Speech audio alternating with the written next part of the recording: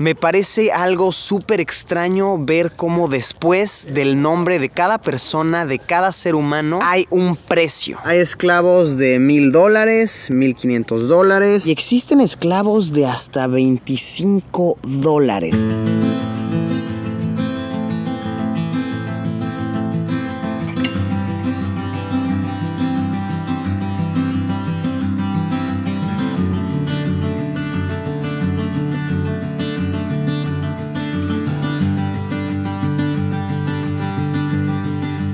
Hola amigos, en esta ocasión nos encontramos en la ciudad de Nueva Orleans, Luisiana, investigando en internet qué cosas podría yo hacer por aquí, buscando compartirles algo interesante. Me topé con que existe una antigua plantación construida, trabajada y habitada por esclavos. En este canal ya hemos visitado una antigua prisión, hemos visitado un antiguo campo de concentración en Alemania, un ex convento donde aprendimos sobre el extremista estilo de vida de los monjes, y hoy visitaremos un antiguo campo de esclavitud en Estados Unidos. Sin lugar a dudas será una experiencia en la cual aprenderemos muchísimo, en la cual abriremos muchísimo los ojos. Yo espero, por supuesto, poder aprender algo nuevo y poder compartirlo de la mejor manera con todos ustedes. Acompáñenme, amigos míos, vamos a darle.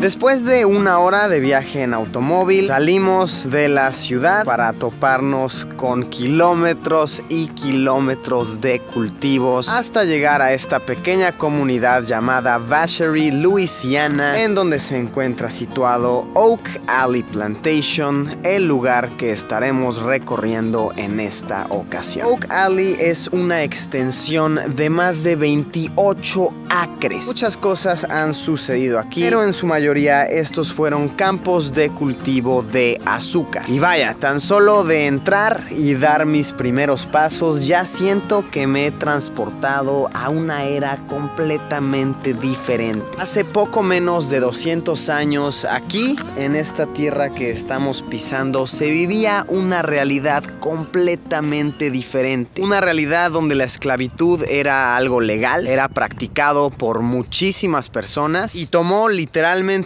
cientos de años en que esta manera de pensar desapareciera. Antes de comenzar con el recorrido, vamos a ponernos un poquito en contexto. Desde principios de 1700 hasta finales de 1800, la esclavitud fue algo completamente legal, practicado por muchísimas personas en los Estados Unidos de América. Todo comenzó cuando Estados Unidos aún era una colonia británica y hasta después, posterior a su independencia, se continuó con esta tradición, esta manera de pensar. Uno de los principios por los cuales la esclavitud comienza es meramente por la diferencia de razas. Se tenía la creencia bastante ignorante de que las personas que venían de África podían aguantar mucho más las condiciones fuertes de trabajo, los fuertes cambios de clima, en general eran mejores trabajadores. Así que cualquier persona que viviera en uno de los 15 estados esclavistas y que tuviera los recursos necesarios podía literalmente ser dueño de alguien más. Tú, como dueño de una gran propiedad, de un gran cultivo, podías ser también dueño de personas. Así de loco, así de feo como se escucha. De 1700 a 1865 aproximadamente, a este país fueron importados cerca de 600,000 esclavos de África. Y si nos ponemos a ver números fríos, vaya que eran muchísimas personas las que eran dueñas de esclavos. Estamos hablando de que en los 15 estados esclavistas en aquel entonces había una población de unos 9 millones y de estos 9 millones aproximadamente el 5% eran dueños de un esclavo. Hoy estaremos recorriendo uno de estos lugares donde hace menos de 200 años existían personas pasándola de lo peor y una sola persona era dueño de todo, literalmente de todo, tanto los campos como lo que producían los animales y los seres humanos. Suficiente contexto, comencemos a caminar por estos campos. Acompáñenme.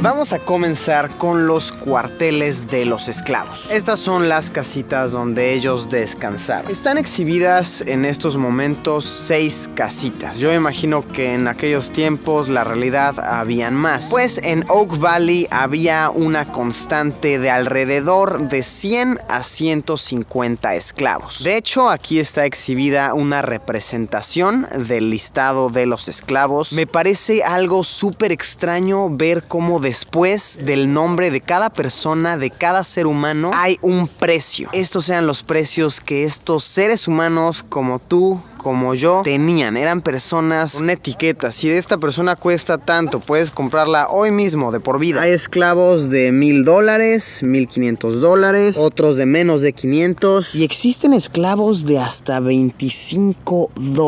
¡Wow! Nos dice aquí que, para darnos una idea, en aquel entonces $1 equivaldría a unos $27 al día de hoy. Entonces, por ejemplo, aquí Tony, de 24 años, tenía un precio de unos $1,000, $27,000 en la actualidad. Y un esclavo como Luisa, de 15 años, tenía un valor de $25, poquito más de $500 en la actualidad. Te pone a pensar, ¿qué hizo Luisa? ¿Qué determinaba que su valor fuera tan bajo? En muchas películas de esclavos, como Django, como 12 años de esclavo, hemos aprendido que muchas veces estos actos de listar a un esclavo tan barato era porque se portaba muy mal y querían venderlo a la peor persona del mundo, a la que compraba esclavos de mayoreo y los trataba fatal. Aquí está una representación de cómo solía ser una de estas casas por dentro. Cama por ahí, silla acá. Este de aquí es otro estilo de casa que, como podemos ver, no tiene camas como tal, simplemente colchonetas como de paja en el piso. En esta otra pequeña construcción nos muestran objetos de trabajo y de castigo que eran utilizados en esta plantación. Por aquí tenemos artefactos que eran utilizados en los caballos. Este de aquí para mover una carreta utilizando 2 bueyes. Herramientas con las que los esclavos podían trabajar. Estas de aquí para poder cortar las cañas de azúcar. Y esta parte de aquí está muy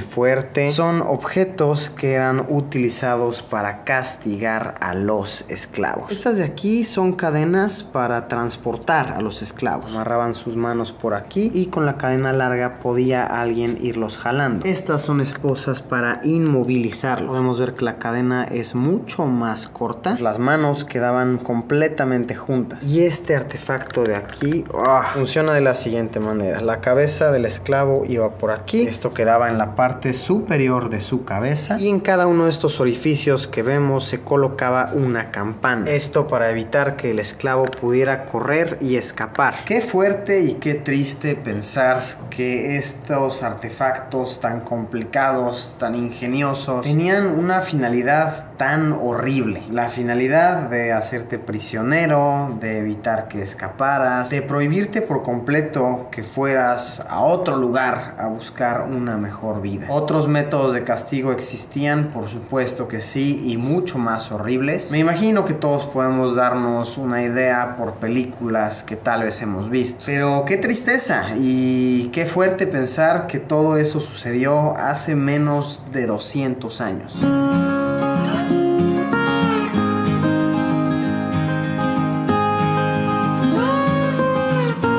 Aquí a mis espaldas podemos ver la mansión de los que solían ser los dueños de toda esta propiedad. Se trata de una construcción que hoy en día tiene un valor de alrededor de $1.3 millones. Tiene 180 años de vieja y, al igual que todo lo que hemos visto por aquí, esta casa fue construida también con manos de esclavos. Puedes entrar, tomar un tour, te explican un poco de la historia de la casa. Te platican un poco sobre el estilo de vida de los esclavos de casa, qué tareas tenían que hacer, cómo les tocaba vivir, y en general sus condiciones de vida eran mejores que las de los esclavos de campo. No les tocaba el calor infernal en pleno verano, no les tocaban las brisas heladas en invierno, y algunos, muy pocos esclavos, podían de hecho dormir adentro de la casa. Esto, por ejemplo, si tu tarea era cuidar a los niños, cocinar la cena y el desayuno, personas con este tipo de tareas tenían un pequeño espacio adentro de la mansión.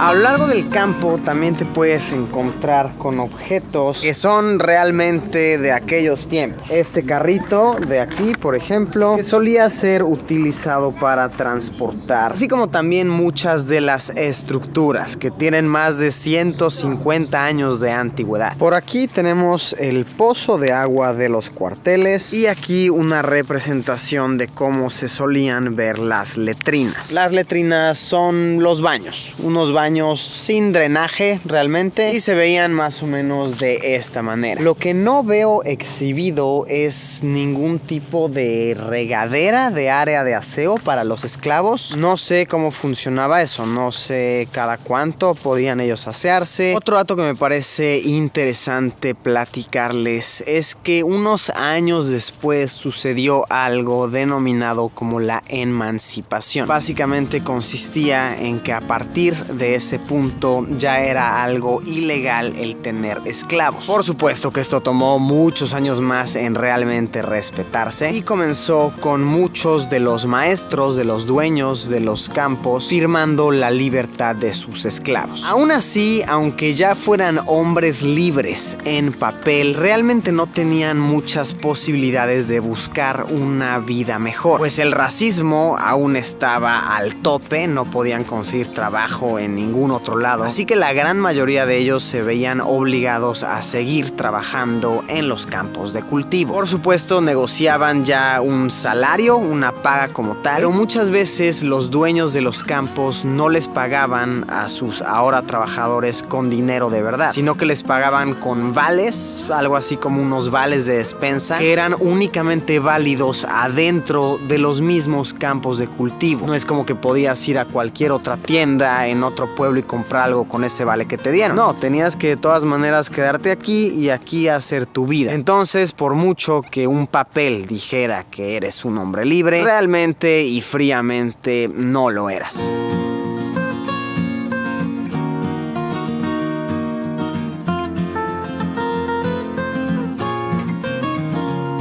Y así, amigos míos, es como concluiremos nuestra visita por este campo de cultivo construido, trabajado y habitado por esclavos. Una experiencia que me deja mucho para reflexionar, mucho nuevo conocimiento, y me quedo con el siguiente pensamiento. A la vez que esto me pone a pensar en lo retorcida que ha sido la humanidad, también reflexiono sobre lo mucho que hemos avanzado para ser cada vez más unidos. Sin embargo, por supuesto que falta muchísimo por avanzar. Aún hay muchas maneras de pensar que deben ir evolucionando, y estoy sumamente agradecido de poder vivir en esta era donde el mundo, por supuesto que en muchos aspectos ya es un lugar mucho mejor. ¿Ustedes qué opinan? ¿Con qué reflexión los deja esto? Pueden ponérmelo aquí abajo en los comentarios. Amigos míos, muchas gracias por haberme acompañado en una aventura más. En verdad espero que les haya gustado, que hayan aprendido algo nuevo, y como siempre nos vemos en unos días con un video nuevo. Adiós, Pimpollo.